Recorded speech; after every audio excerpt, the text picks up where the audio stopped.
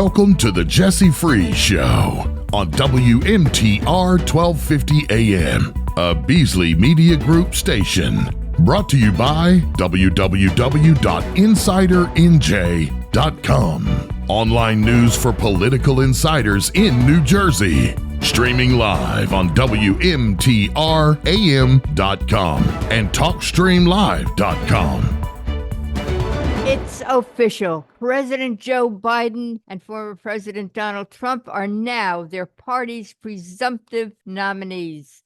I'm Jessie Freeze. Welcome to the divided states of America. Never has the country been more divided than it is today. Is it possible for the Democrats and Republicans to get on the same page and come together to unite and take care of this great country? The question remains, are we a democracy or are we headed for autocracy? The Supreme Court sided with former President Donald Trump, allowing the 2024 frontrunner to remain on the election ballot, reversing a Colorado ruling that disqualified him from returning to office because of his actions around the January 6, 2021 attack on the Capitol. And the Supreme Court has now agreed to take the Trump immunity case. My guest today, Joseph A. Hayden, the esteemed and sought-after leader of the criminal defense bar in New Jersey. His legal career spans over 5 decades. He was the founder and first president of the Association of Criminal Defense Lawyers in New Jersey, and he has received accolades and many honors for his excellence in trial work. Welcome back, Joseph Hayden. Thank you, Jessie. It's an honor for me to be welcomed back and invited back again. Thank you. We'll start with Ukraine. Will Ukraine survive? The eastern city of Avdiivka fell recently because Ukrainian forces lacked the shells and bullets needed to stop Russian attacks. Now Moscow is pressing onward. Russia's air force is getting into the fight by pulverizing areas which the Russian army can then advance. President Putin's planes would be vulnerable to Ukraine's air defense if Ukraine still had enough ammunition to keep the Russians at bay. What is your take on this, Joseph Hayden? I certainly think the present political situation threatens Ukraine. The situation is probably not as dire as is being let out by Ukraine because they're trying to get our attention and the attention of their allies. But if it turns out that America does not fulfill its commitment and provide them with the funding and the weapons and the ammunition they need, sooner or later the larger Russian bear will strangle them, because a small country like that can't stand up to Russia forever, no matter how courageous and brave they are. And I think they inspire many of us around the world. So they're in trouble. I don't know. I don't have the intelligence, and by that I mean the intelligence of the international intelligence community to understand how dire it is. I suspect there's a bit of rhetoric in it, but in the long run, it's a real problem because Putin's hoping that Trump wins the election. Absolutely. And Hungarian President Orban recently was a visitor to Trump's Florida home and said Donald Trump will not give a penny, not a penny, to Ukraine if he is elected president. Therefore, the war will end because it is obvious that Ukraine cannot stand on its own feet right now without more monetary help. What will happen if Ukraine falls and Russia wins? What it will do, what happens all the time with dictators and strongmen, is you cannot appease them. And when each concession requires them to ask for more, any gain or victory enables them to go for additional victories. And obviously, Putin will go beyond Ukraine to some of the Baltic states or somewhere else because his appetite will just be whetted by any victory. And we're going to have to see what happens in terms of the election. The one thing I don't agree with in the statement of Orban is I do not believe Ukrainians, with or without our help, will stop fighting. They will fight to the last Ukrainian, and when they run out of bullets, they'll throw the gun. They are very brave and courageous people, and they will not give in. But you think of the Alamo, almost in a sense of what our patriots did. They'll go down fighting, but it will be slaughter, and frankly, it'll be genocide. Right. And President Biden slammed Donald Trump for hosting Orban at his home due to the fact that Orban is a dictator and favors the authoritarian way of life. What will happen to all the countries that depend on America if we fail to come up with the funds? If America does not honor its commitments, and if it looks as though America is so politically unstable that even if the sitting president wants to honor his commitments, he can't because of the chaos and bottleneck in government, then people will lose faith in America, faith in our promises, and they may decide to deal with the strongman or the despot as opposed to America, and it will not be good for democracy, and it will not be good for freedom-loving people throughout the world. And Donald Trump is not a strong supporter of NATO, and he said Russia can, quote, do what it wants to our NATO allies who have not paid up. Could Europe ever fall to Russia? And could we ever enter then World War III? Well, we're in the area now of speculation, Jesse. Could Europe fall to Russia? That would take a lot of dire dominoes to go down. But certainly Europe could be paralyzed by Russia. Europe could be afraid to do anything to protect countries under siege, whether it would be World War III or the slow creep of tyranny, which I think is more likely. If Russia takes Ukraine and Trump gives Putin a carte blanche, in 4 years from now, freedom-loving countries in Europe could be in real trouble because the authoritarian right will be on the rise in each of those countries. And President Trump also said, if he is elected, the war in Ukraine will be over in one day. Donald Trump continues to have many followers, despite the fact that a federal judge has declared him liable for rape, and he faces paying $500 million in federal judgment for defamation and has been charged with 91 felonies. Jesse, go ahead. Every time I hear that quote by Trump that the war will be over in one day once I get in, I think of the name of the movie, Pulp Fiction, because that is all that is Trumpian Pulp Fiction. And anybody who would even seriously consider that to be true, I'll also sell them the Brooklyn Bridge. Right. I think that's like a salesman, going back to music fan. There's trouble here in River City, and let me sell you all the musical instruments. That's a big con, and I'm not even so sure anybody seriously believes it. But it's insulting with all of the people dying that he would be saying that, and some might be taking him seriously. And as the Washington Post says, quote, Trump is tripping through minefields, tottering on the edge of sinkholes, and still keeps his followers.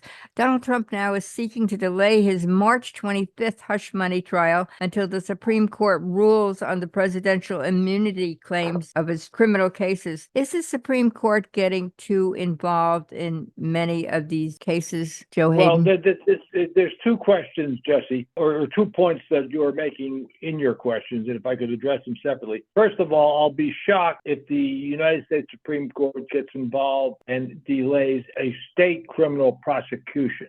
Really? There's no reason for them to get involved. There's no reason interlocutorily for pre-final judgment appeals for them to get involved. And he may be making noises to try to stop it, but he is going to have to go to trial in this case and face the music. And I'll be shocked if the state court judge accepts an immunity, presidential immunity for hush money payments and fraudulent business records. Whether or not the Supreme Court was getting too involved in federal litigation, I did not disagree with the decision reversing the Colorado ruling that Trump could not be on the ballot. I always had two problems as a lawyer with the Colorado decision, which, by the way, was only 4-3 right in Colorado. First of all, you have the danger, if the state could do that, as the majority brought out during questioning, you could have a checkered results that some states would let Trump on the ballots and some would not let him on the ballot. And you could have, Mississippi and Arkansas would leave him on the ballots, and Colorado and Illinois would take him off the ballot. That is not good for American democracy, and that's not the way the Constitution is supposed to work. And that's why the United States Supreme Court, on the one point, was unanimous that Colorado should not be able to do that. And regardless of my feelings about Trump, I think for purposes of the rule of law, they were right. Okay. Secondly, I have always been bothered by the fact as to what kind of a finding or ruling would there be that a court would predicate its verdict on that he engaged in insurrection. How would we know factually? Because of a limited hearing? If there were a conviction and a state were deciding not to let him on the ballot because of a conviction, then you would know there was a full, fair, and thorough finding. But despite the fact that there was a proceeding in Colorado, and they said to Trump's people, put in anything you want, you can contest this all you want, and they had a lot of hearsay and reports, I'm still bothered by the absence of a finding for a second independent reason. Even if after a conviction somebody wanted to bring the same lawsuit, I would be more comfortable on the finding of insurrection part, but not the checkered approach you could have in this country where some states allowed, knocked Trump off the ballot for insurrection, some states did not, because 4 years from now, you could have a similar argument towards Democrats, or 8 years, and all somebody had to do is go into court and make the allegation and prove this. And have a partial hearing, and and they put a little bit in. It's a very, very dangerous precedent for both of those reasons. So the civil litigation, I can live with what the Supreme Court did, and they weren't off the wall to get involved. They should have been involved. As to, and stop me if I've been too long. Go ahead. To taking the appeal from Judge Chutkan's ruling and the D.C. Circuit Court of Appeals that Trump did not have immunity from prosecution because of acts that were presidential, I do not believe the Supreme Court should have gotten involved pre-trial. I think that ultimately these things could be decided if there's a need to decide them, if there's a conviction on that basis. And it almost looked like the Supreme Court was trying to slow the train down in terms of when a trial would go forward and not go forward. So in that stage, I was surprised and disappointed from a legal and jurisprudential point of view that the Supreme Court pretrial, ordinarily, an appellate court rarely gets involved before a trial on legal questions because they wait and see, is there a trial and is there a conviction? And if there's not a conviction, they don't have to get involved. Right. And okay. And go ahead. No, and here they almost seem to go out of their way to get involved. And I think that was overkill or maybe worse. All right. But Trump contends he is immune from prosecution for conduct alleged to involve official acts during his tenure in office. But the Supreme Court is scheduled to hear arguments until April 25th. Is this getting too close to the election? And could this be postponed as Trump wishes until after the election? The answer is yes, and let me sketch it out for you. But what we're going to be doing here is hypothetical. Assuming they have argument on the 25th of April, and assuming the Supreme Court rules by the end of June, which traditionally all opinions are rendered before then. Now, maybe they could rule a little earlier, but they haven't done anything to expedite this appeal yet. So we got to assume they'll take their time and somebody will write a dissenting opinion and it'll still be relatively fast. And if that happens, then the case can go back to the trial court. Okay. The trial court then has promised the defense that it would give them another 77 days to prepare for trial. Maybe the trial court will say, I'm going to truncate that a little bit because you've had this additional time that the appellate courts have gotten in the middle of things. The earliest I could see, with a capital E, the trial court going forward with testimony would be after Labor Day. And maybe they could pick a jury early if they wanted to. Trump will come up with new motions, try to make new appeals. And delay. On new issues, because this is anything, slow it down. Then the trial judge is going to have to make a historic decision. And the historic decision is, will she disregard the fact there's an election and start this case at a time period where, one, the defendant/candidate will be tied up in court because the defendant will have to be there in trial, and I do not think she'll let him waive his appearance. And maybe you won't even have a verdict by Election Day, although I think she'll try to push people hard. I was saying to somebody this morning, I would not be surprised if the government prosecutors, let's assume the case went forward after Labor Day, and the judge decided to go forward even though it was interfering with the election. The jury would probably be an anonymous jury. An anonymous jury is a jury that none of the parties, including defense counsel, know the names of the jury. They know their backgrounds, but not their names. And you can also have a partially anonymous that the defendants, the lawyers know, but not the individuals. But that's one thing. And then the other is a sequester jury. And a sequester jury is a jury that once they're picked and the trial starts are taken to a hotel, cut off from any outside influences, news influence. They can have visitation with family. If you remember way back in O.J. Simpson's case, it was a sequester jury. Now, I've had one trial with a sequester jury, and it's really a bear in terms of how fast the judge wants to move, because the jury that's quartered up like that doesn't want the trial to slow down and would rather sit 6 days a week. Yeah, let Until me they get just it stop over you with. right here. If he does win and the jury does postpone till after the election, can't the whole deal be just wiped clean? Yes, of course. Of That's course. sad. If they put it like this, either the attorney general could reevaluate the case, the new attorney general, and dismiss it, or he could pardon himself. Yes, and I And think if he'll he pardons pardon himself. you And, know, and and I've, I've got so many questions to ask you and so little time. I want to get to a few of them. If Trump does win, he says he'll free the January 6 rioters who beat and killed the police officers who were protecting the Capitol. What is your thinking on that? I mean, it is so offensive that I think the pardon power can have an appropriate utilization when there's a rank injustice involved. Most presidents up to now, although there have been a couple of mini scandals, particularly under Clinton, have been judicious in terms of how they use the pardon power, so it doesn't look like it's for cronyism or political favoritism. Well, that was not true under Trump when he was on the way out. But the thought that he's promising as an election campaign, trying to appeal to a certain side, that he's going to pardon everybody who's convicted for January 6th, is disgraceful, because that's almost a political civil war. Well, you're Say right. that, And we everybody who did it. we all wonder, why did it take 4 years to bring these cases to trial? And for the last question on this subject, we've got to go on a break. In the Jean Carroll case, Trump owes her $91 million and possibly more, since he accused her again. Will he be hit with another heavy fine? And what do you think of Chubb and Son coming to his rescue? Very quickly. Well, there's 3 or 4 questions in there. So, Jesse, first of all, it took a long time to bring the federal cases to prosecution. I think that Merrick Garland started out very slow and cautiously, but you got to remember, he was a judge, and judges are more concerned about not making mistakes and always being right. He started out slow. There were a lot of legal issues like executive privilege, attorney-client privilege that had to be litigated in the courts. Time was lost. I think the best move Garland made was to bring in Jack Smith, who I think has fearlessly worked and taken legal but appropriate risks to bring this case forward. And I think we'll do the same from now on, both in terms of the United States Supreme Court. I think they'll win the immunity case. And if they ever go to trial, I think it appears on paper to be a strong case, but it took too long to get started, and it would have been, all we needed was another 6 months in this case to be tried already. Right.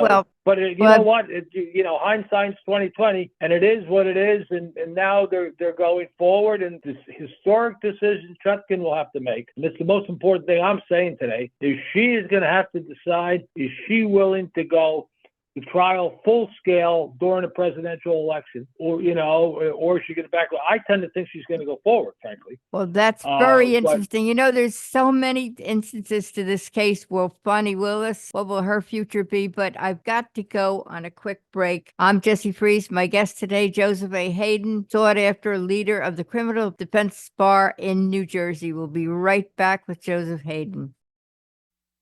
John Graham, founder and CEO of Fairview Insurance Agency Associates, has been providing excellent service for the people of New Jersey since 1970. Fairview Insurance is a premier family-owned and operated independent full-service insurance agency based in Verona and Cherry Hill, New Jersey, working on behalf of individuals, companies, and public entities, providing customized insurance plans, employee benefits, investment, and financial planning services. Fairview holds more than 30 licenses to service clients' needs in New Jersey, Pennsylvania, and New York, as well as nationally through specialty insurance programs for hard-to-place risks. Fairview Insurance Agency's knowledge of the industry, cohesiveness, and deep commitment to values have inspired confidence among their many thousands of clients. Fairview Insurance Agency Associates, Verona, New Jersey will win your trust.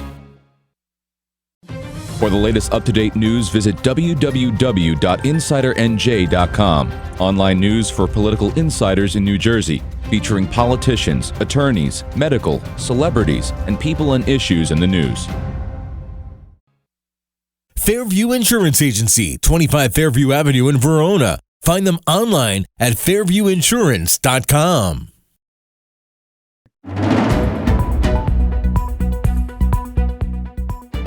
Welcome back to the Jessie Freeze Show, brought to you by www.insidernj.com. Online news for political insiders in New Jersey. Welcome back. My guest today, Joseph Hayden, the sought-after leader of the Criminal Defense Bar in New Jersey. And since I have you in the studio right now, I would like to ask you some questions on crime in New Jersey. Joseph Hayden, with the rising concerns about safety in our communities, what are some key measures individuals can take to protect themselves and their families very quickly? Well, one is that some home invasions, a lot of home invasions, and there've been carjacking, would be to have good security systems around their house, because some of the carjackings have been necessitated by break-ins in houses, which then the people have gotten the fobs for the cars and stolen them. So the security is important. I am a great believer that the less guns around, the better, but we live under the Constitution. The Supreme Court is making it easier to carry a concealed weapon once you've got a permit for it, or once you've legally bought it. So you have to follow the law with respect to that. If I were in law enforcement, I would make my single major priority fentanyl, and using every legal weapon in my arsenal to stop the importation of it, the sale of it. It is killing people. And now I notice the death rate for drug overdose, and the tragedy of drug overdose is now under 3,000, and it is going down, and there's nothing wrong with saying that it's going in the right direction. But when you're talking about 2,800 people died from a drug overdose, far too many. What it does to the families, to the person. Some of these people are good people. The family members, some of them are children, and all somebody has to do is make a small mistake, and they buy something with fentanyl. And the people in the recovery world will tell you sometimes when an addict takes a bad batch of something, their last word is "oops." Right. Because all too late. And Joe Hayden, as a criminal lawyer, what are your thoughts on the effectiveness of gun buyback programs in reducing gun-related crimes? Look, the less guns around, the better. I think that if you can get guns out of a household, when somebody flips out, when somebody's high, if they don't have a gun immediately in their grasp, they won't kill somebody. I don't think it's a cure-all, but it can be effective. And if people can sell the guns back, good. That the less guns around, the better. It's that simple. So the question, how do you see the current state of gun control laws impacting crime rates in New Jersey, and you see less of them? Unfortunately, gun control laws in one state does not necessarily, mean you're controlling guns coming in from other states. I remember when there was a crisis in Chicago, Illinois, a couple of years ago, with the amount of shooting and gang deaths. And the NRA people were pointing out, you're talking about the state with the strictest gun control laws in the country. Uh-huh. And yet, with all of that, it wasn't stopping the shooting, wasn't stopping the violence. And they were right. It's got to be more than gun control is a component. The danger of too many people carrying guns is the danger of spontaneous violence, of what would be a road rage thing where two people had a fist fight, that maybe somebody pulls out a gun, or a fight in a basketball court between people that used to be a fist fight could turn out to be something worse. Nothing good happens with a lot of guns, people carrying guns around. Only something bad can happen. Well, Joe, also home invasions can be traumatic experiences for victims. From a legal standpoint, what steps should individuals take if they find themselves in this situation? To do everything they can not to escalate it. If somebody wants something, to give it to them and back away. Most of the time, going on the attack against somebody is going to be counterproductive. If somebody has a firearm and knows how to use it, and they feel they or their family are threatened, I'm not going to tell that person they cannot defend themselves, because the law in our country is that you can defend yourself when your home is invaded or when you're under attack. Hopefully, it does not get to the point that there has to be fatal force used. People have the right to do it. I think the situation with Nancy Pelosi's husband Oh, it was sad. And as horrible as that was, the guy only kind of freaked out at the end when the police came. It sounded like Mr. Pelosi diplomatically navigated it for quite a while. It was only at Yes. the end, the man flipped out. But if maybe it could have been a lot worse. Oh, if you decided to attack them in the beginning. The point is, home invasion, the people shouldn't get in. That's where you would think people would want to be careful, because we don't want our citizens afraid and insecure in their house and hearth. That's how strongmen, dictators, and gangs take over, because people will do anything to feel safe. Right. And not to change the subject, but with the advancement of technology, cybercrime is becoming increasingly prevalent. And in New Jersey, how can individuals protect themselves from cyber threats? And what legal actions can victims of cybercrime take to seek justice and restitution? I've had a couple of very sophisticated friends who were the victims of attempted fraud and attempted extortion, where the calls were threatening to come over and arrest them for some fictitious impropriety, unless they were going to send money or something else. And when people get confronted with that, it sounds real. And